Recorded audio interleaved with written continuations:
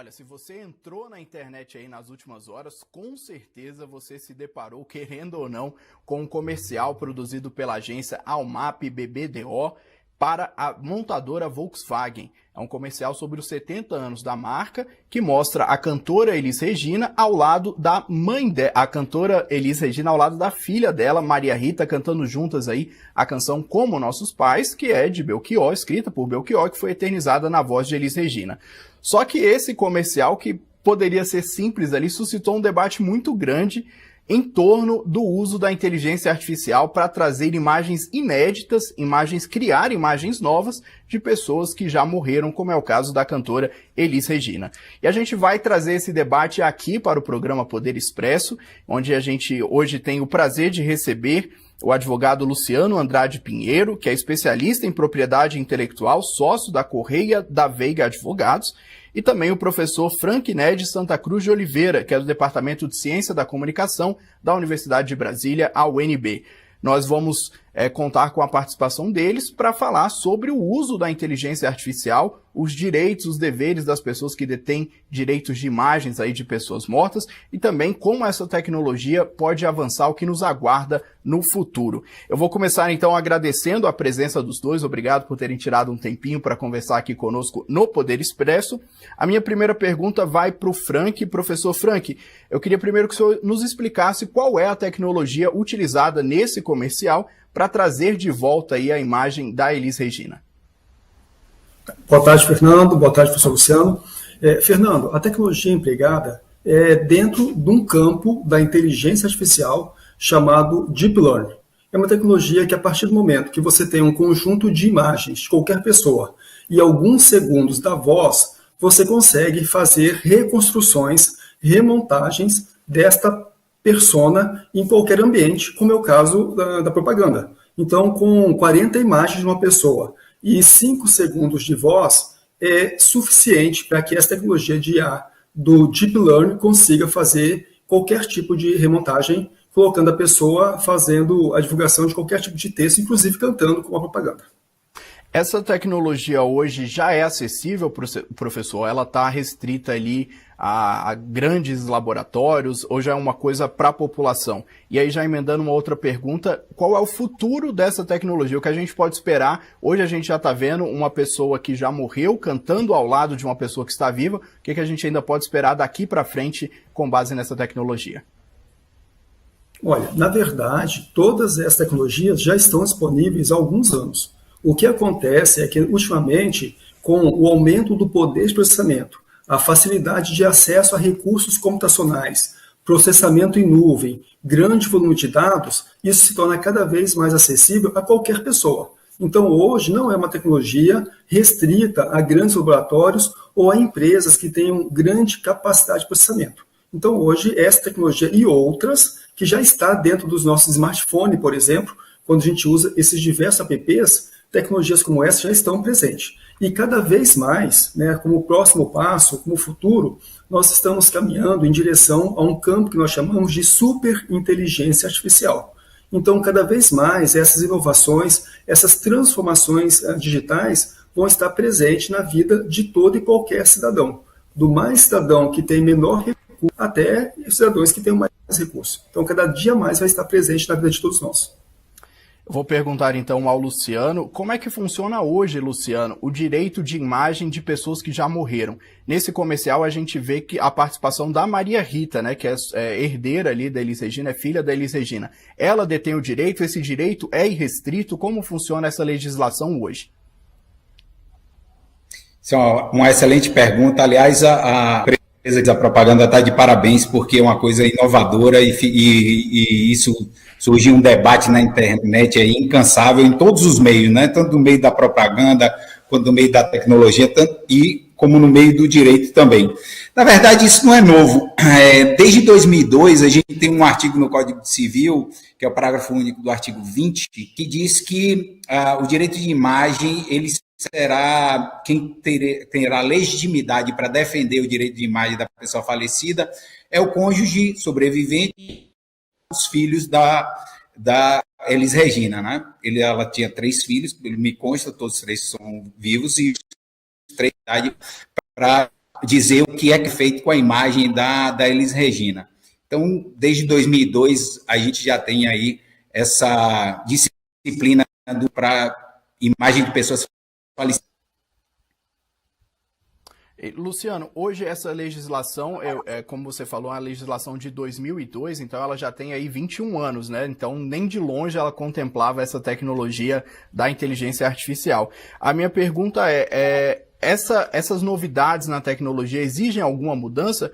Porque, por exemplo, o uso do direito da imagem, eu imagino que era do que já estava produzido, né? Ela abrange também novos conteúdos que podem vir. Além desse caso do comercial, eu cito aqui, por exemplo, uma música que o Paul McCartney anunciou que vai gravar com outros integrantes dos Beatles que já morreram, né? Tanto o John Lennon quanto outros integrantes aí. A criação de novos conteúdos também está abarcada por essa lei?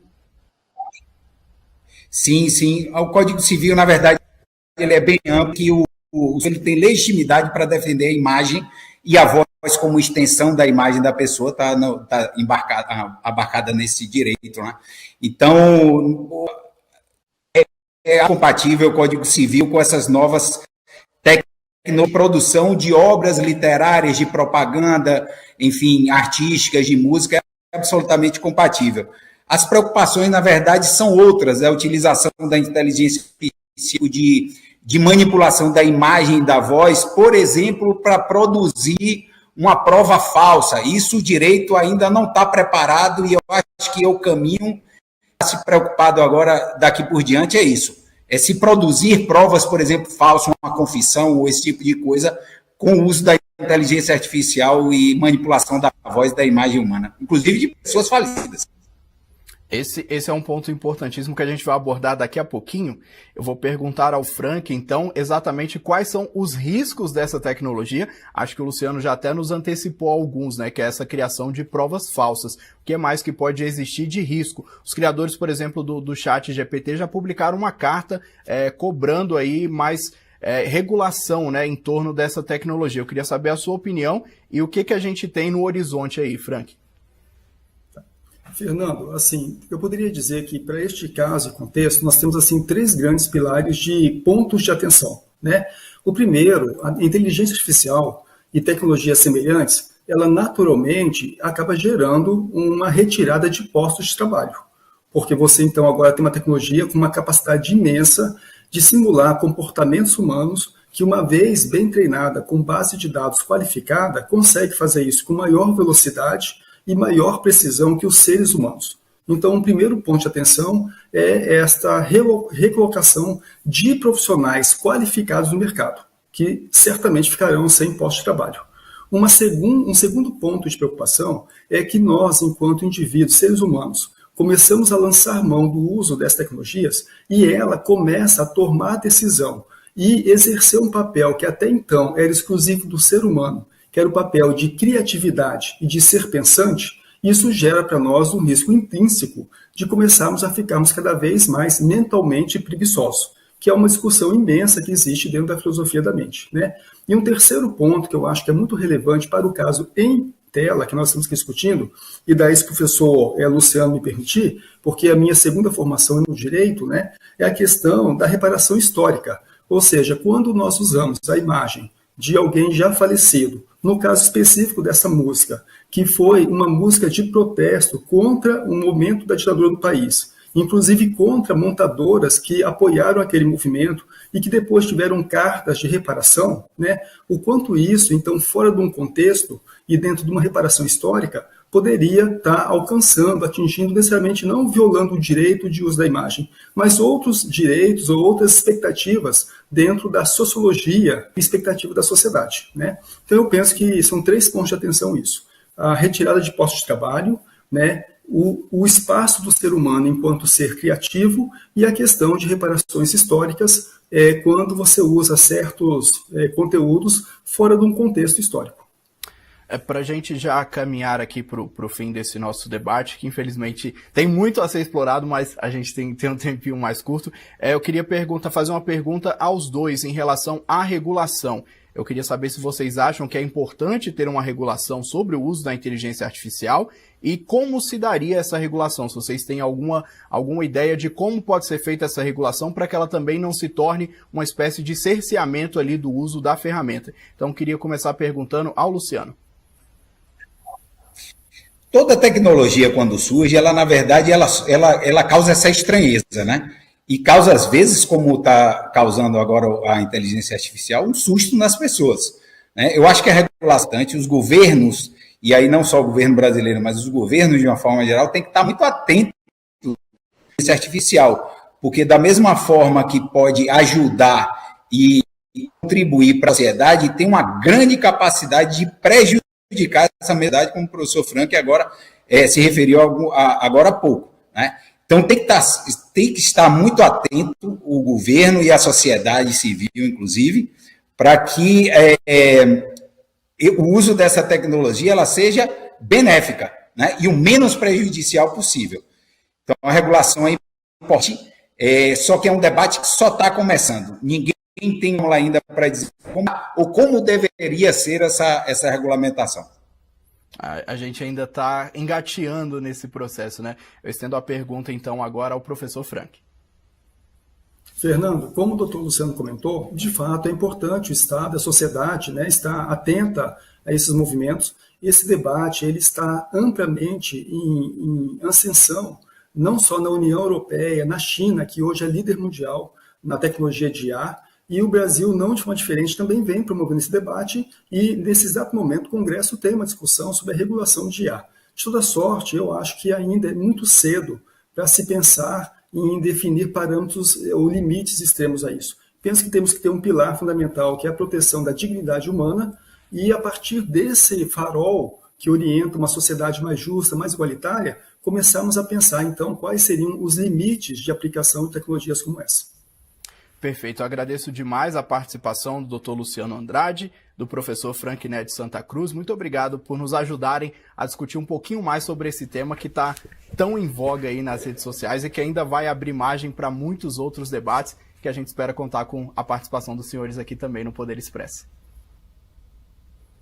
É isso, essa entrevista foi gravada um pouquinho antes da gente entrar ao vivo aqui no Poder Expresso, agora faltam 15 minutinhos para 6 da tarde, a gente segue aqui com você no canal do SBT News no YouTube.